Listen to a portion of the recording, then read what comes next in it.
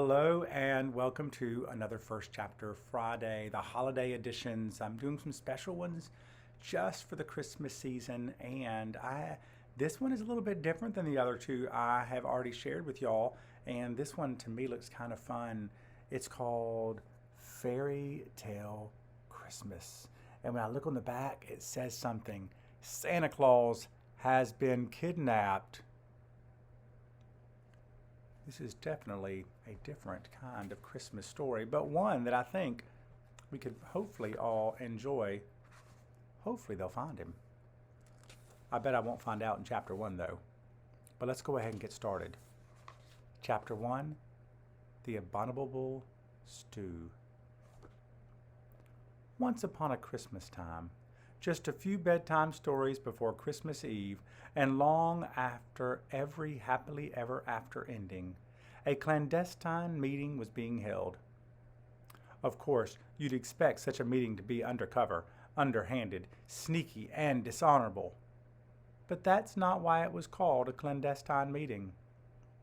Before this meeting, at the annual Long Ago Island Job Fair for disenchanted fairy tale villains seeking new employment, a bossy stepmother, a hungry giant, a vengeful 6-foot fairy queen, a self-absorbed drama queen, and a creepy little schemer with a truly bizarre name decided to skip the job fair altogether and call themselves the Clandestines. They did this partly because all of them were, in fact, underhanded, sneaky, and dishonorable. But it was mostly because the Clandestines made for a much better sounding name than evil fairy tale villains, and the temptations had already been taken. On this, their very first official gathering of the winter solstice, they all arrived at the Abominable Snowman Cafe, a sketchy little dive carved out of a barren copper mine on the outskirts of the North Pole. Owned and operated by a grumpy old prospector named Barnaby Tundra T. White, and infamous for a rancid herbal tonic he brewed himself called Tundra T's Thistlewood Tea. Barnaby was so convinced it contained healthy properties that he insisted on adding it to every recipe, even though it made everything taste disgusting. So the cafe was a terribly unpopular place to visit, but that only made it the perfect place for the clandestines to meet. No one with any inclination to do anything good had ever visited the cafe, and that's why it was one of the few places left in the world where fairy tale villains like the Clandestines could still disappear. One by one, they burst through the doors of the cafe, wearing their matching black leather jackets with the Clandestines etched in bold lettering across the front. Medusa, the vengeful fairy queen who had designed the jackets herself, took pride in how intimidating they all looked together. She had also made a special set of clothes for their creepy little schemer, who was spying on Santa's workshop and gathering intelligence for a very clandestine operation. Rumpelstiltskin, however, did not feel intimidating when he walked into the cafe wearing his jacket, a traditional elves' workshop golden button blazer with puffy white collar and cuffs. His red velvet pants ended at his knees, where a pair of red and green stockings disappeared into little brown slippers that curled at the toe.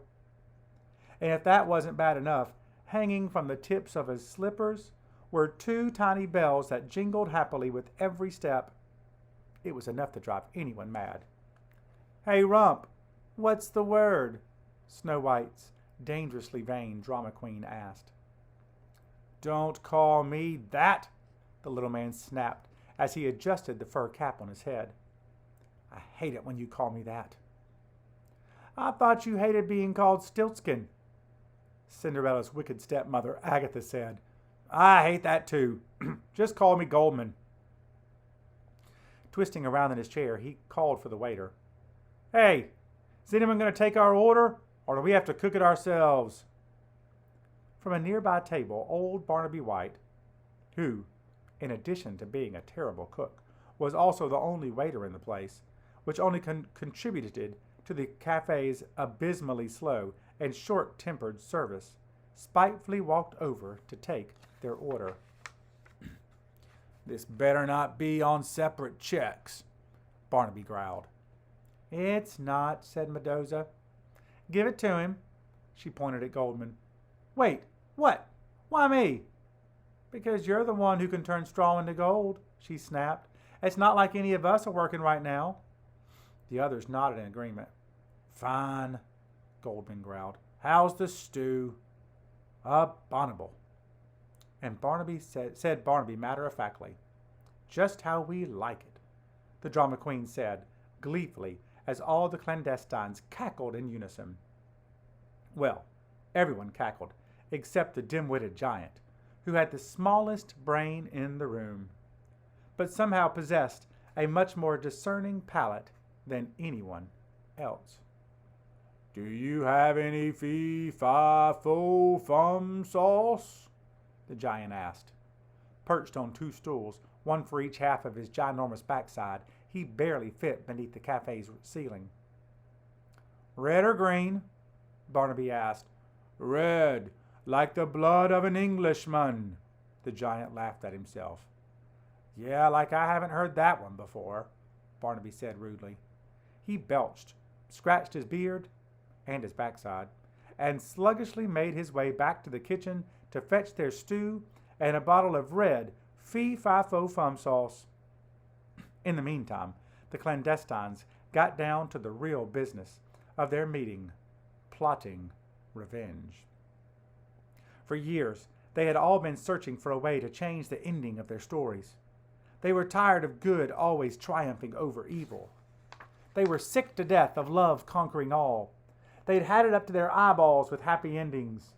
Things needed to change, and they were bound and determined to make it happen at any cost. The problem was, only heroes were awarded the endings to their stories, and once the stories were told, only the heroes could change the endings, or give them away. And they had to be given. They could never be taken. Somehow, the clandestines had to entice the fairy tale heroes to willingly give up the endings of their stories, a feat believed to be impossible. That is, until now. "So what do you have for us, Goldie?"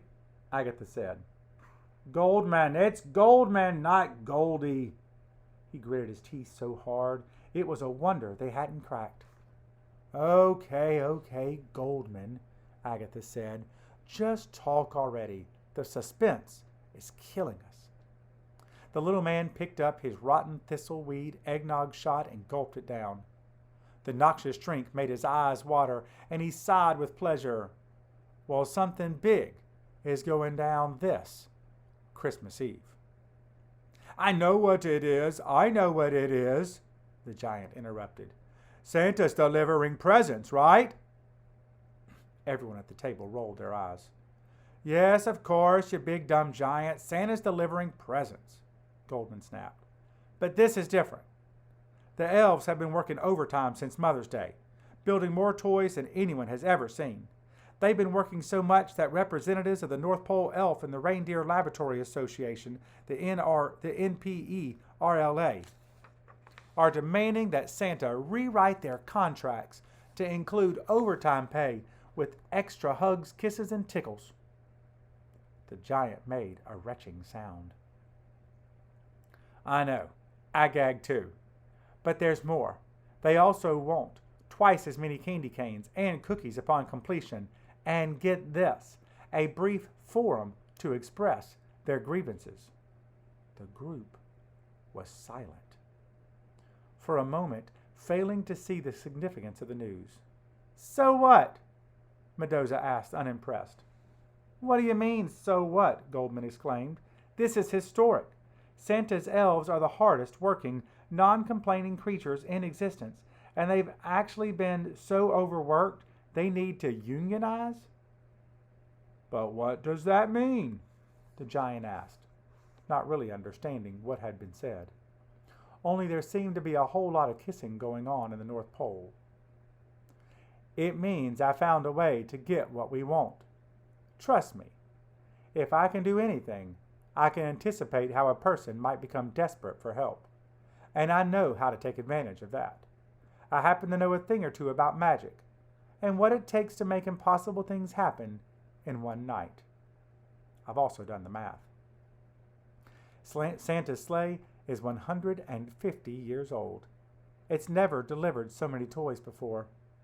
Goldman leaned forward and spoke in a whisper. Santa doesn't even know this year yet, but the big guy is going to have to double back to the North Pole more than once to get all those toys delivered.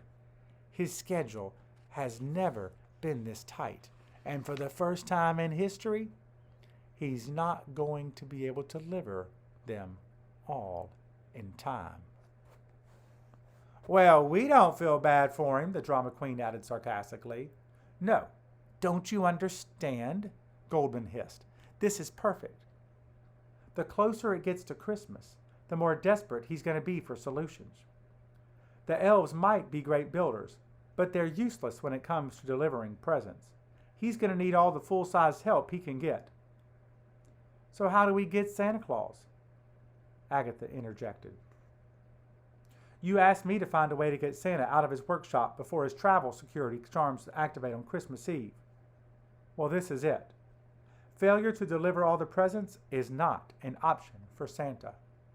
If we can lure him out of the workshop with the promise of a bigger, more powerful sleigh, I'm telling you, he'll jump at the chance without asking too many questions, Goldman chuckled. That, my friends, is his Achilles heel. I don't get it. The giant looked at them with a puzzled expression. Does he need a new sleigh or new shoes? Goldman couldn't believe his ears. Really? Somebody get this genius back to his beanstalk. Look, you want to get Santa. The key is a new sleigh. We just need to avoid any suspicion he might have about it. Make it look like he's being offered by anyone remotely trustworthy. And he's ours. Agatha's thin lips twisted into a frown. And how do we do that? That's your problem. I usually try to convince the Mark that I'm their trustworthy source, but I'm just an inside man on this project. You're the ones who need to tempt him out with the workshop. Goldman leaned back in his chair. I sure hope this assignment doesn't turn out to be a big waste of time. I mean, look what happened with the Easter Bunny. Of course, you'd bring that up again. How many times do I have to tell you we simply misjudged the situation? Agatha glared at him. Look, I could have told you before I even left that the Easter Bunny couldn't give us the kind of leverage Santa Claus can, but you wouldn't listen. Goldman folded his arms over his chest. We were exploring our options, and it just didn't work out, Agatha growled. It happens. Knock it off, you two, the drama queen said. But by that time, Goldman and Agatha were really going at it. Their angry voices grew louder with each sentence, until a few stern looks from those at the tables around them shamed them into silence. For a moment, no one at the table spoke. They all sat staring at the sickly dull green flame from the table candle Barnaby made from the earwax of bridge trolls and forest goblins. Well, what do you want from me? Agatha asked Goldman angrily. An apology? Goldman lifted his chin and glared at her. That would be nice. As if on cue, all three women, in an almost musical union, said, We don't do nice. Goldman felt his lips tremble. An annoying tickle started low in his belly. He tried to fight it off. He thought every angry thought he could, but he couldn't stop the burst of laughter that erupted from his mouth. After a short pause, they were all laughing, including the giant, who wasn't really sure what they were laughing at, but he joined in just the same. Between gulps of laughter, Goldman managed to get it out. It would be pretty strange if a club calling itself the Clandestines did nice, eh? The group laughed a bit more. Then the stew arrived and they all dug in. Halfway through dinner, Goldman pushed his chair back and stood up. It's getting late. If I don't get back soon, the elves may get suspicious. Send me a note or something. Let me know what we're going to do from here. And do it quick. He grumbled. I can't take much more of this.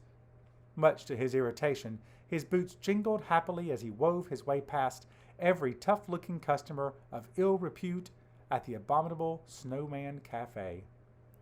On his way out the door, he heard Barnaby call out, "Hey, Twinkle-Bells, you want to pay this check before you go?"